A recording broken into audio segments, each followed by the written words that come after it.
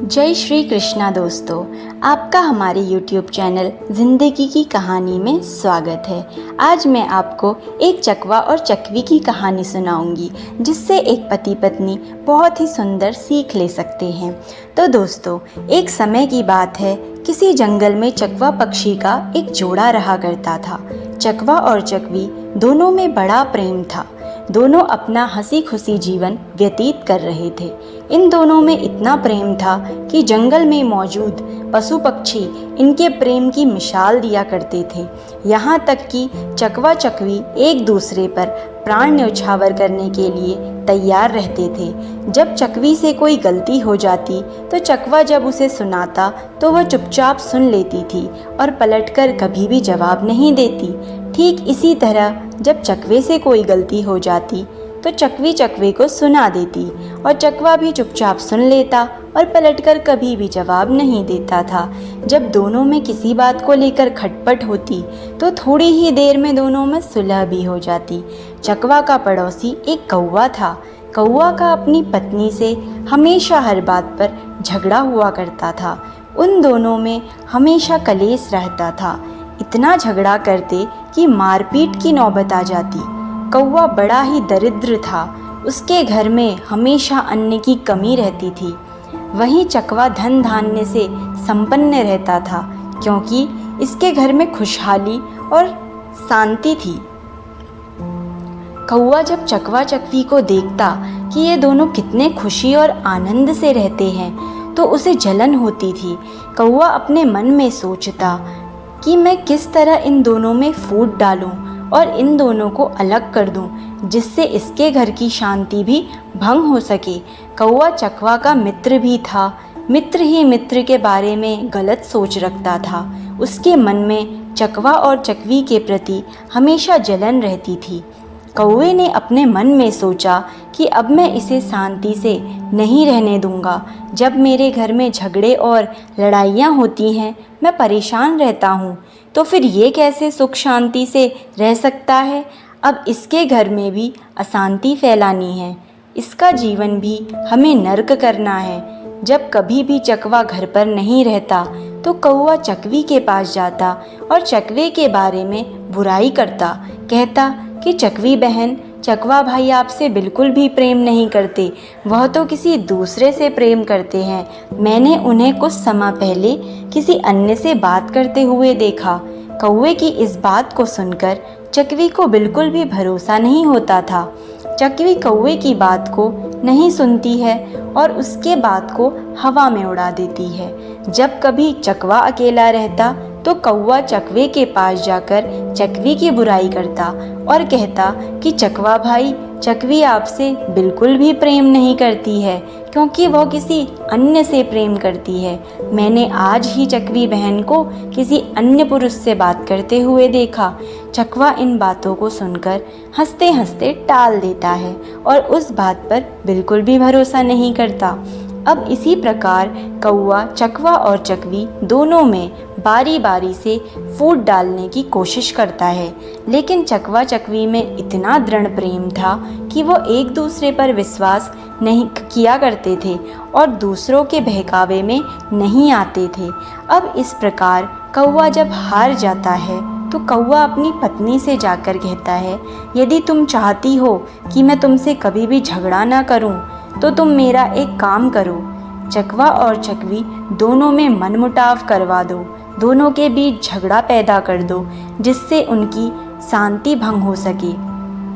कौवे ने अपनी पत्नी से कहा कि जब भी तुम्हें मौका मिले तुम चकवी बहन का कान भरती रहना, और मुझे जब भी मौका मिलेगा मैं भी चकवा भाई का कान भरता रहूँगा, जिससे दोनों में लड़ाई झगड़े हो सकेंगे। अब कौवे की पत्नी चकवी से जाकर कहती कि तुम्हारा पति तुमसे प्रेम नहीं करता, वह तो किसी दूसरे से प्रेम करता है। ठीक इसी तरह कौवा भी चकवा के पास जाकर कहता कि चकवा भाई, चकवी बहन आपसे प्रेम नहीं करती, वह किसी दूसरे से प्रेम करती हैं। कौवा और उसकी पत्नी अब प्रतिदिन चकवा और चकवी के कान भरते, जिससे धीरे धीरे चकवी को विश्वास होने लगा कि चकवी ज़रूर अब हमसे प्रेम नहीं करती। ठीक इसी तरह चकवी को भी धीरे धीरे यह लगने लगा कि मेरा पति मुझसे प्रेम नहीं करता है। अब चकवा और चकवी से मनमुटाव होने लगा, दोनों के बीच झगड़े होने लगे, जिसकी वजह से लक्ष्मी जी ने चकवा और चकवी के घर को छोड़ दिया, क्योंकि जिस घर में लड़ाई झगड़े होते हैं उस घर में माँ लक्ष्मी का वास नहीं होता है। अब चकवा और चकवी के घर में दरिद्रता ने अपना वास कर लिया। जब चकवा और चकवी धन की कमी के कारण भूखे मरने लगे तो यह देखकर कौवे को बड़ा सुकून मिलता है, उसे बड़ी प्रसन्नता मिलती है। एक दिन चकवा को यह एहसास होता है कि हमारे लड़ाई झगड़े की वजह से यह सब हो रहा है, तो वह अपनी पत्नी से कहता है, प्रिय, देखा तुमने, जब हम दोनों एक दूसरे से लड़ाई झगड़ा नहीं करते थे तो हमारा जीवन कितना सुखमय था और हमारे घर में अन्न धन की कोई कमी नहीं थी। लेकिन जब से हम दोनों आपस में लड़ने झगड़ने करने लगे हैं तब से हमारे घर में अन्न धन की कमी होने लग गई है। चकवे की बात सुनकर चकवी को अपनी गलती का एहसास होता है और वह चकवे से कहती है कि स्वामी, मुझसे गलती हो गई, मुझे माफ़ कर दीजिए। हमें इस प्रकार दूसरों की बातों में आकर आपस में लड़ना झगड़ना नहीं चाहिए। तब चकवी ने चकवे से कहा कि इस समस्या के समाधान के लिए हमें क्या करना चाहिए। तब चकवे ने कहा कि यहीं पास में एक गुफा है जहाँ एक सिद्ध पुरुष महात्मा रहते हैं, हम उनके पास चलते हैं, वह हमारी इस समस्या का समाधान करेंगे और हमें यह बताएंगे कि हमें अब क्या करना चाहिए।